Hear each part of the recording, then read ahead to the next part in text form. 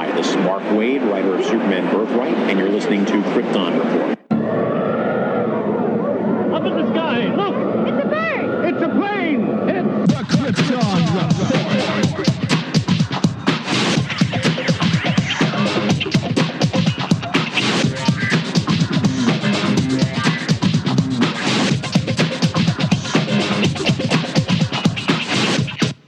Host Tyler, and welcome to Krypton Report, a podcast dedicated to all things Superman, Supergirl. We're going to look at the Supergirl TV series as well as the Krypton TV series, anything that has to do with the characters in their world. Comics, movies, TV shows. We will talk about everything and anything. We are part of the Southgate Media Group podcasting network. You can find us on Instagram, Twitter, Facebook at Krypton Report. You can also email us at kryptonreportpod@gmail.com. If you get a chance to go over to iTunes, Apple Podcast, please leave us a review to help us get better. You can find me personal at JTYPatrick on Twitter and everything else. You can buy a Krypton Report t-shirt at tpublic.com. Check it out. They have all sizes, colors, styles of shirts. Just go to tpublic.com and search Krypton Report, and you'll see our logo. And every time you buy a shirt, it helps support other podcasts from southgatemedia.com. Thank you. Enjoy the show. Welcome to the Krypton Report. Today we're going to discuss, sadly, the last episode before this awkward long break that we're going to get of Supergirl. So we're going to discuss Supergirl, Season 3, Episode 13. But I can't do it by myself because the episodes I have done by myself sound really boring just listening to me talk. So I had to bring somebody with me. Now I know what you're thinking. Is it Junia? No, it's not. Junia's been really busy with work and the play. She's been really active in theater, which I love it. She loves it, so it's all good. So I brought in that Kryptonian brother from planet Earth 2. You know his voice well by now. Mr. James Cole. James? Hello. Happy to fill in. Yeah, we're happy too. It's always fun to talk to people who want to talk super. Now, like I was saying, like this episode, Right, everybody always wants to talk Batman. I know, man. I'm just Superman. like Superman's the best. I like Superman, Supergirl. I like Batman, but I love my Kryptonians. Yep. I mean, I would have named my son. No, I like his name. I wouldn't, but I would have named Sayla probably Kara if they would have let me. Actually, you know what we had agreed on, Junia and I, before we had lost one of our children. Like, if it was a girl, we were going to name her Feora. I had Junia on board with it. Oh. You know, nickname, call her Fea or Faye. You know. But then when we lost her, we kind of just, let that name slide because we had built up so much of that name in that child's identity that we wouldn't want to carry it into another. But that's my sad story. We'll move on from there. I'm sorry to hear that. But it was cool, like Junia was dope. She was cool with it. So this episode is called Both Sides Now. I think it's a weird title, but it's cool. It has an awesome opening shot of Kara flying in, and we see the DEO is going to the house of the person they tracked down, who is one of the other world killers. And the first thing I thought to myself, I looked at Junia and said, how early do you think the DEO left? And what was Kara doing waiting for them to get close enough that she could arrive at the exact same moment that they did? Because she would be there first. And we see that Mon-El is in his Bryan Singer X-Men suit. Comes, with the DEO. Wen is in the van. And they go into the house and they're looking He's around. the guy in the chair. Yeah, that's what I put in my notes. I'm like, he's the guy in the chair. And they're moving through this house. And one thing that always annoys me is when you're home alone and you're listening to music and you're singing, but you have headphones on. Like, you're home by yourself. Right. It's not like you're trying to be quiet because someone. Blare that music. Yeah, for real. And then, like, even when I have headphones, I'm not completely oblivious enough that I'm not going to hear people busting through my house. But she had some like noise canceling headphones to the max because they catch her off guard. And She was rocking that. What was it, Lisa Loeb? Yeah. Is that what it was? Yeah, and she was listening to Lisa Loeb. It's not like she's listening to like metal where it's just like where you wouldn't hear anything. She was listening to Lisa Loeb. And for those who don't know who Lisa Loeb is, just look that junk up, okay? We're not that old. And then, Alex just gets like an attitude with her. And, of course, causes the girl turn into Purity. Now, one thing that I really like is that when she becomes Purity, her eyes change. There's like a physical transformation. Yeah, they go real. Right here. Yeah, they go real light. Look right here. And I like that because, like, Rain, when she goes, like, into Rain mode, like, we see her eyes flicker red, and that's it. But she has no physical transformation. Yeah, they don't say that. But I like that Purity's represented with these white eyes that stand out so that you can see who and what she is. And so Purity starts getting this, like, sonic wail, and all I can think to myself is she wannabe Banshee? Like, is this World Killer, like, do they each have individual, like, different powers set, like... They just stole, they just took the same effect from Arrow for Black Canary. Yeah, they just are like, we're going to augment the sound a little. It's not going to be so like it's going to be different. But then like Supergirl freezes, makes a wall. And then my favorite parts, we see like they have this wall protecting from the Sonic, and Martian Manhunter walks right through it. And then boom, all of a sudden the wall comes down, he slaps some cuffs on her. And that's how the episode starts. And I'm just like, all right. Supergirl title card. And we did see Mon-El catch, was it something that she threw? Yeah, she threw a fire iron. Yeah, a poker. Yeah, that's what it was. A poker. Yeah. Which that was pretty cool because that was going right for that SWAT guy. And I'm like, all right, Mon-El. Shows that you did something. He's pretty cool. Mon-El did something. Right. Great, Mon-El. Everybody clap. Yeah, he usually shows up. Gets thrown around and knocked out. Waits for Kara to save the day. So he was on Smallville then. Oh, knocked out. Always knocked out, so no one knows what's going on. Mm-hmm. No, I pointed this out. One thing I've really loved about Supergirl, and it's small, is each season they've changed the title card, and I actually really like the way they do it for season 3. I feel like it's a little bit more dramatic. Yeah. And not as flashy. Like it's like this slow, like doom. Like here it is. Like it's Right. I think it kind of matches the season. Kind of the dark and gloom, the apocalypse, the end of the world. Yeah. The world killer. Totally. Good call. That's why I have James on this show. He's smart. Catches things. Thank you. You're welcome. Now we do find out that Purity has a crystal that's black that looks similar to, as Kara says, crystals she'd seen in the fortress before. And that crystal, I guess, acts as like a beacon because we see it later get turned on and it summons rain, but we're getting a little bit ahead of ourselves. We do see that Lena returns to L-Corps. My bad. Almost said Lex-Corps. Luthor Corps.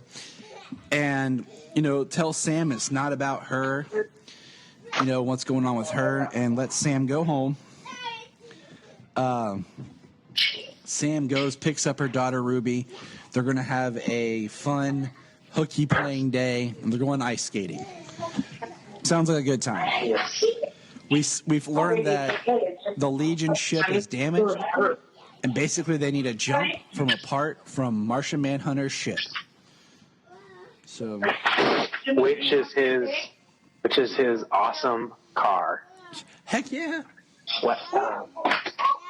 I'm trying to think of what model car it was. Awesome. And it's got alien tech up the hood. Hey, if you're going to disguise your ship as anything. You know?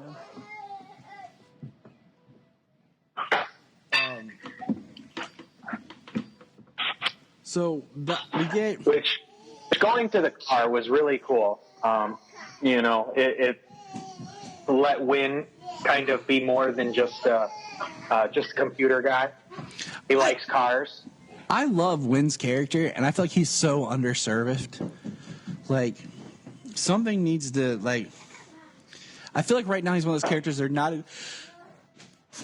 exactly sure what to do with. So they're, like, keeping him around so they can figure out how to bring it back into the story more. But I'm glad he's there. I just wish they would give him more to do. Yeah, he has been one of my favorite supporting characters since season 1. Now I lost my notes. Oh, they lock Purity up in a cell, and immediately I think of, all right, is this going to be like The Dark Knight or Skyfall or Avengers, where the bad guys in the cell because they want to, and they're going to trick the good guys, and we see Alex basically arguing with Purity, and Alex gets into an argument with Kara about she's always her motto is always hope, and and like there's hope for Purity, and she's like, that's what it is, and Alex like, purity is pure evil. Oh, there's hope for Julia.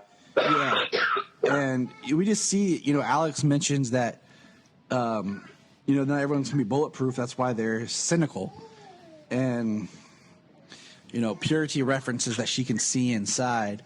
It makes me wonder like what her powers exactly are.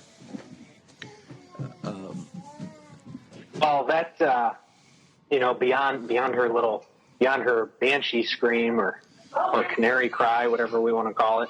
The purifier. It's the purifier. There you go. Oh. Yeah. She must have some kind of telepathic abilities. She says she could see inside, and she hit Alex with her, with that emotional insult there, but she like freezes everybody, and it's kind of like the effect from Logan when Professor X is having a seizure and everybody's frozen and like experiencing the seizure along with him. Yeah. Or whatever, Yeah, exactly. She does that. Everybody stops and everything starts shaking.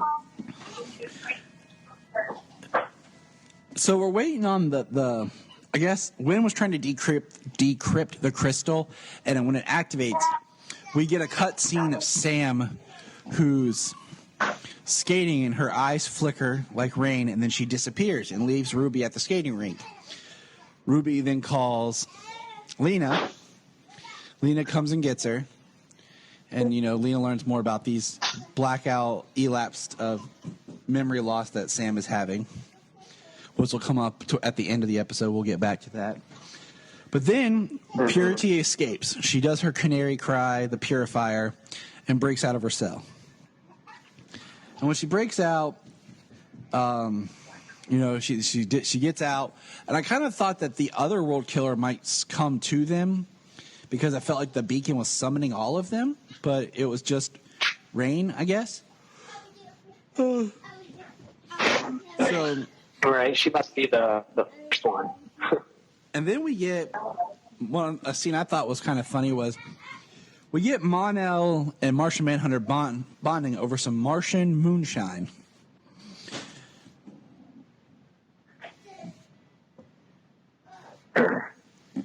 Is that what that was? I know he said he left to go get the stuff, but then he came back and they were just hanging out and drinking. I was like, well, yeah, got to be something. He says it's something like Martian moonshine, and the guy says, Mon-El says it's like bottled. He's like, they sell it at the bar place, the alien bar place.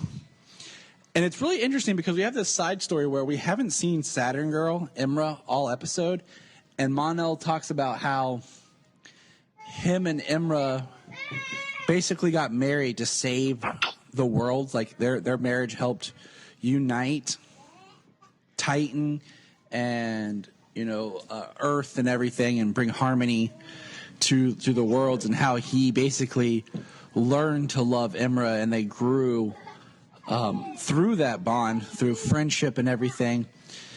But being around Kara, he still has feelings, and it's kind of coming up. And he gets like a really good moment with John talking about it, because it's really interesting to see Mon-El's arc. And I mean, I almost kind of wish this Mon-El story would be like next season. So we got this like season without him. And I mean, even though he's a time traveler, just as the audience, like learning this new Mon-El. Because he's had a lot of experience. There's been a lot of things that happened since he last left Earth, and time. Yeah, it's for him it had been 7 years, and for Kara it had only been a handful of months. A few months and things, and yeah. So it just, I like Mon-El's character. Still not happy about the name, and I'm gonna keep saying that. Well, at least we know he's supposed to get his more comic accurate suit down the road. And that brings me to something else. We're gonna jump ahead to this real quick. Imra and him make up. They talk. Imra asks, are you still in love with her? And he said, crap, what'd he say? He doesn't know, or he's not sure, like, and they're kind of, because Martian Manhunter gave him sound advice about marriage, about being, it's open, not holding back, it's sharing, it's truth and things. And Imra then says to Mon-El, it was too risky. The mission, Brainy and I talked about it. Now we're going to tell you why we're really here. And then it cuts. So what are your thoughts on what the real mission is? Yeah, I'm kind of wondering about that myself. She mentions it's her and Brainiac 5. They're in on it, and they know what the real mission is. I was wondering. I'm not sure that I have any ideas. I don't know a whole lot about the Legion. But it could be interesting on how that connects to, the rest of the season on the World Killers, in the comics, or at some point, that Supergirl had gone to the future and was with the Legion, and I believe Brainiac 5. Yeah, like, I'm wondering if because of that mission or whatever, part of that's going to play into how and why he gets his suit.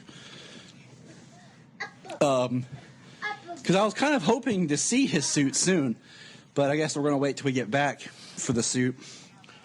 So now we'll jump back, because I wanted to hit on that while we were talking about the situation. But basically, Martian Manhunter, Mon-El, and Supergirl go after, and Alex go after Purity. And it was awesome to see Martian Manhunter doing something, fighting. But then, once again, he gets secondary push because they're in a train station, and Purity breaks, like, the columns that hold up the station. So Martian Manhunter is holding that up while they're fighting, and then Rain shows up. And by the time Rain shows up, Kara had kind of called back out and brought Julia back out of Purity. And we get a scene of Alex shooting at Rain, and Rain punching Alex. That should have killed Alex, straight up. Like, Alex should be dead. Yeah.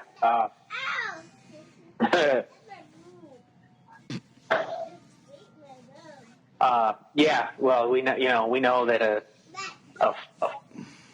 tap with a finger to the forehead from the Kryptonian will knock you out. So, full-fledged fist. I mean, that should be like getting hit by a Mack truck. So. Yeah, and she's not pulling her punches. You know what I'm saying? So, like, Alex should be dead. And basically, Rain is going to destroy him, kill him, but Julia says that thanks Supergirl for saving her and that she'll go with Rain. And Rain takes Julia back to her evil fortress where we see the priestess lady, and they're just going to kind of bring... Yeah. I always forget its name. I don't know why. I think I get it mixed up with the Sanctum Sanctorum sometimes. I know I shouldn't, but I'm not perfect. I'm sorry. It happens. And so we get this final scene where Sam comes running into Elcor, and she is just livid, like, where's my daughter? Not even like, thank you, Lena, for taking care of my child. Thank you for helping me out. Like, she starts freaking out about her daughter and about how she can take care of her daughter and how she's this, yada, yada, yada. Lena's trying to talk to her about her blackouts, and all of a sudden her eyes flash red, and she kicks into Rain, starts talking deeper, then kicks back into Sam. Lena recognizes it and says she's trying to figure out something that, like, the timeline is with something else. And that Lena says, I think I know what's wrong with you. And that's where the episode ends. But did Lena see the eyes change? Did Lena see the eyes change, you know? Like, did she see the... I mean, I would assume, she was like eye to eye. I mean, face to face, you know? So I would have assumed she didn't make a mention of her eyes. But, I mean, my assumption was like, oh, she just saw her eyes, you know, flash red, like something else. She's got some kind of idea that there's something different going on with her. She's not just blacking out, you know. And Lena's smart, so I wouldn't put it past her to actually have figured it out. You know, because she says it's got to match up with something else. And I mean that closes out the episode. So, you know, we gotta take a break from Supergirl for a while until April. We gotta take a break from Supergirl, and we'll be back in April, and maybe then we'll figure out like what's going on. We'll get the Mon-El costume. We'll get something. It'll be interesting to see, reasoning behind why he's got a new costume. I think it's going to be something like maybe they brought Mon-El back to be there. That's where he's supposed to be, or that's where they want him to be, or something. And that was their mission, but they got off course, and that's why they had to be in hypersleep or something. And when he decides he's going to stay or whatever, he abandons his Legion costume and takes on his new Mon-El costume. That's kind of my thought. Yeah, I mean, they already, they had a mission that they were on that the way to stop whatever that race was, they have that encoded inside of them. Yep. And so, the Legion had a mission then, and now Imra's talking about that they have another mission that Mon-El has no knowledge of. So it's, I mean, they could go anywhere with it. I mean, they're time travelers. It could be a lot of, could be almost anything. It could be and that's why I'm very curious to see what this mission is, where they're going to go, what they're going to do with it. Sadly, we hope they will. Now, let's think. Has there been any other news? We know we're getting one extra Superman scene from Justice League. Yes, and it's going to be just under 2 minutes long. We saw the second and a half clip of the doors of the ship opening, as if from Man of Steel when he first donned the Superman costume. If in that 2 minutes there's an explanation. Sadly, it's only a special feature, though. It wasn't cut back into the movie. And Heard. here's my thought. My thought is they have a special edition Justice League that they're going to hold off until it's closer to the release of Aquaman, and then re-release the extended cut to help boost up the interest for Aquaman, because they have nothing before Aquaman. So they'll have the additional Aquaman scenes in Justice League and all that, and they'll release, like, with extra footage or whatever as a means of promoting it. That's my theory. Because they'll sell out, everyone who wants Justice League will buy it now, and then we'll buy it again. Oh yeah, they're gonna make. Of course, they're gonna make people double dip. That's kind of just Warner Brothers' way. But in the quick glimpse that we get of that extra scene, that bonus scene, it kind of, to me, it kind of looks like it might have been a Snyder shot, because majority of Superman's scenes were reshoots. Sadly, you can tell a lot by the backgrounds, because they shot it all on stage as opposed to location or sets, and the mustache that everybody, which it looks like they've put in a little bit more work for the home release, and most of it's not as bad as it seemed when it first came out. And that's. But the reason I say that it might be a Snyder shot is most of his reshot stuff. Superman looks quite a bit leaner than he did, say, in BVS. Henry Cavill is, when he trains for Superman, he is a beast, and he is just huge. And in the scene, the silhouette looks much more, much more wider shoulders, and it looks like a Snyder scene because he was in Superman shape, as opposed to not being in Superman shape for the reshoots because he was shooting Mission Impossible, and he's just leaner because he's not constantly training, constantly eating. I agree with that. And that's one reason you and I had mentioned before. I feel like if you look at the Superman costume, it's like they highlighted the whole suit's not brighter blue. It's like the top of the muscles are. I think they highlight to make him look a little bigger because he had gotten a little leaner. But so I watched the Mission Impossible trailer,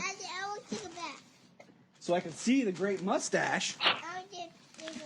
That's so important. Because it's supposed to be such a big deal. And the best quote that I have said, that I have heard, and I'm going to, Zaki Hassan from the Movie Film Podcast said, and I'm paraphrasing a little bit, he said, how sad is it that the studio couldn't get along, that Paramount had to screw Warner Brothers over a mustache, and in a movie where people are known to wear fake mustaches.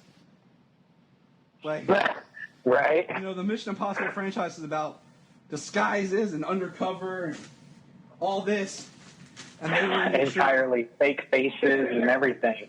And they're given, and Warner Brothers was willing to pay to have Henry's mustache digital or whatever needed to be done, but Paramount was like, nope. Yeah, that's just sad. But actually, as of today, right now, recording, did you see the Deadpool 2 trailer? Yes, I came did. out?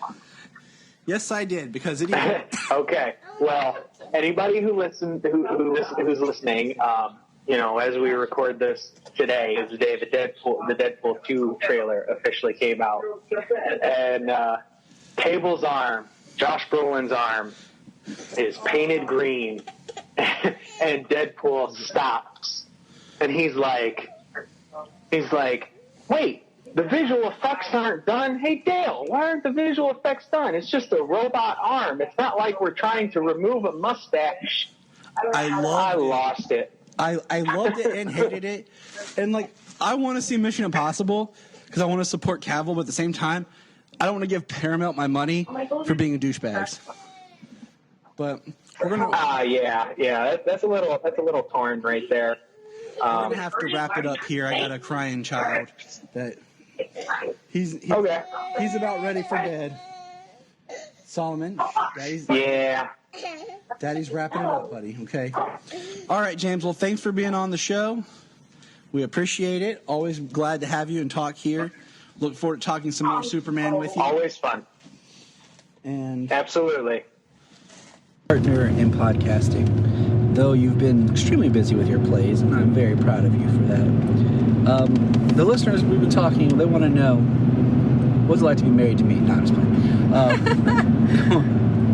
just playing. An adventure. Mr. Patrick, an adventure. Sounds about right. What? Let's get a quick quote of you, because you and I are always so busy. We're going to record this while we're in the car, because this is the time we get alone, and it's quiet. Kids are asleep. Makes What are sense. your thoughts on the upcoming TV series Metropolis that was announced? And here's what we know.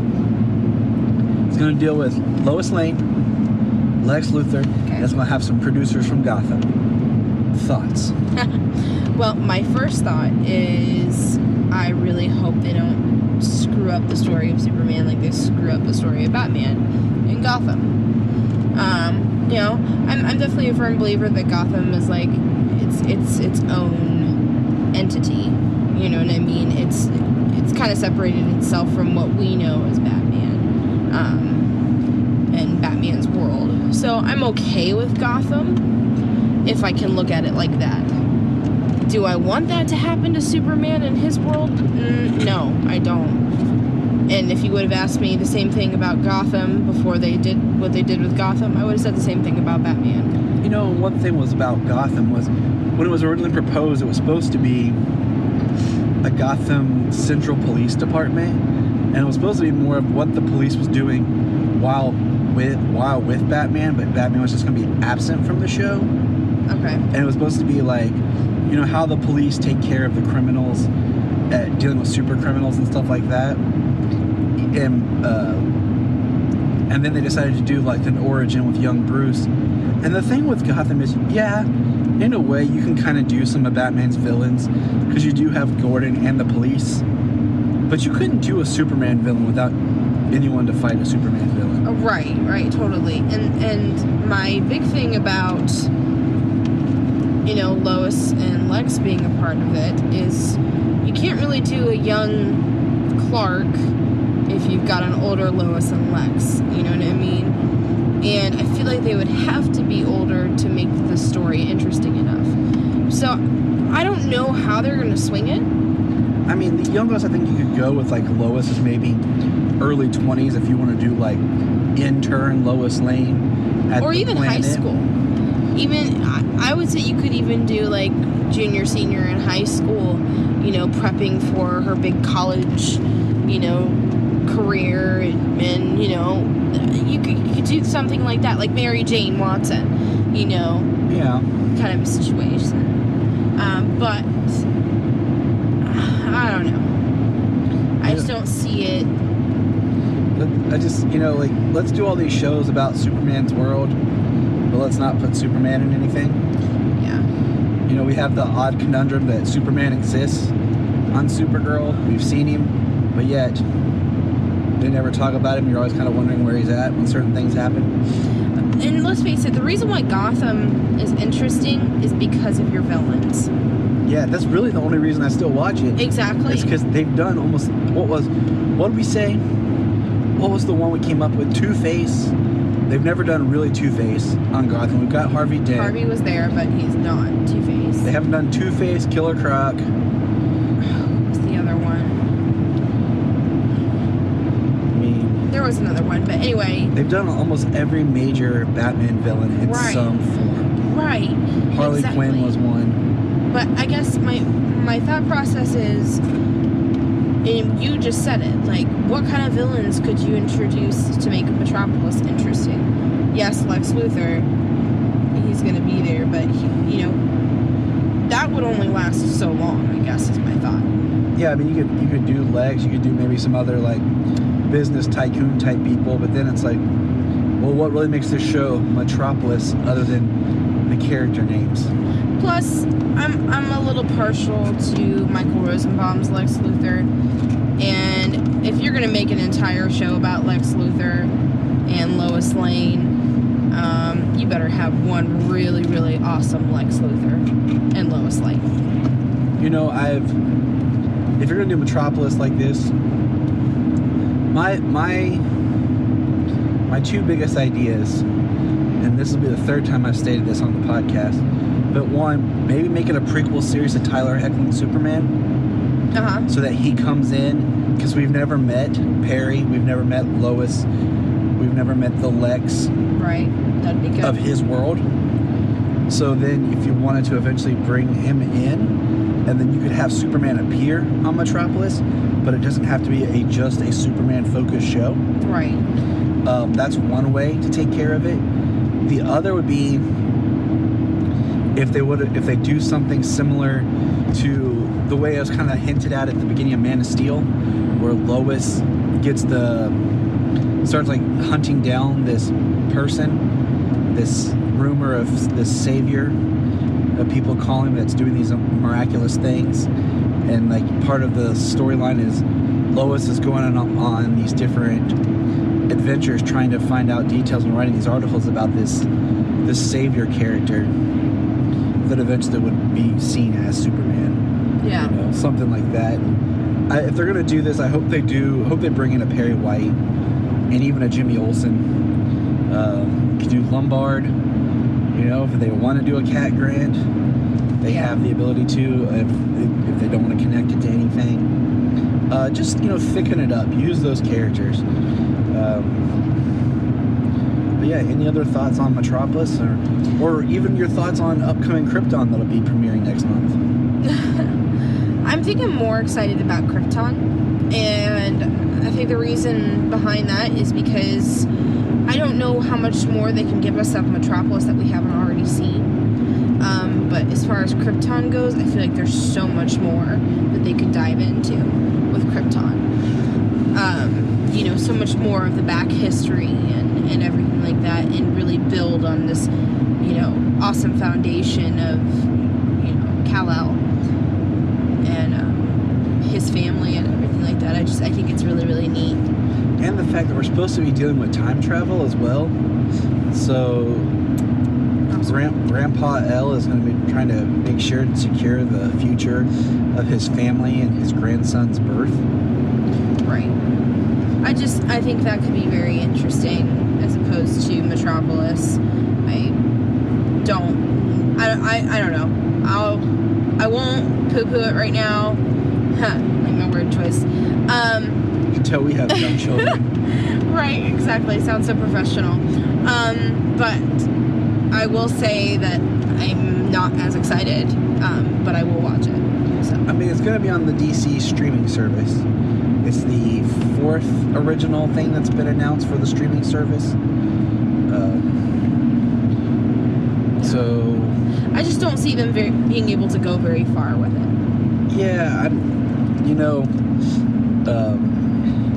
it's kind of interesting, like, what it might morph into. Like, when I talked with Zach Moore, he talked about how, the back half of Smallville felt more like a Metropolis show because they were in Metropolis more, and right.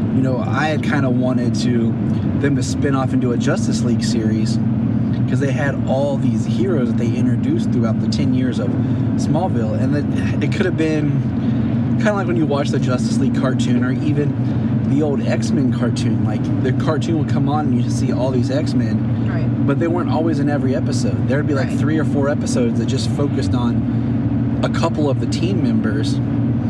So I thought, they could have spun off and done something like that, and it could be cool if Metropolis builds to being something like that, where you have heroes, you have different characters, and maybe it's seen more through the eyes of the newspaper staff and the world. And we have things going on, but it's not always geared towards every hero or something. I don't know. Yeah. Like, it'd be even cool if we met a young construction worker of John Henry Irons, or maybe a military man, depending on which way they want to go. I'm cool with either one. Very true. Very true. All right. Any other thoughts, Junia? No, I think that's about it. I think we summed everything up and how I feel and everything. So. All right. Well, thank you, Mabel. You are welcome. You can sir. find us on Instagram, Twitter, Facebook at Krypton Report. You can also email us at kryptonreportpod@gmail.com. If you get a chance to go over to iTunes, please leave us a review to help us get better. If you're an Amazon shopper, just remember you can go to southgatemediagroup.com. There's a portal log into Amazon, and you'll shop into your account just regular, but it also helps keep all the podcasts on and helps keep Southgate running. Remember, look up in the sky.